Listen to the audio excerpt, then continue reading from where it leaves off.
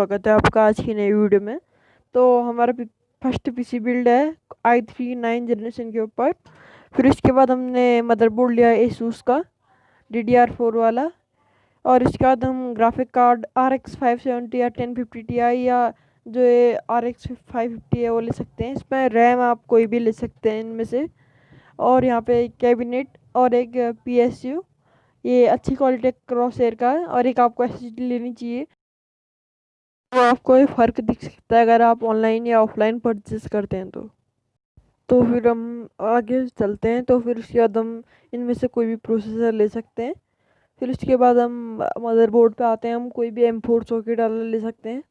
और उसके बाद आप कोई भी इनमें से ग्राफिक कार्ड ले सकते हैं, पर अभी इसकी ज़रूरत नहीं है, आप बाद में ले सकते हैं। और कोई भी रैम ले सकते हैं। फिर उसके बाद वही पुरानी चीज़ें जो पिछले वाले पीसी बिल्ड में दिखाई गई हैं।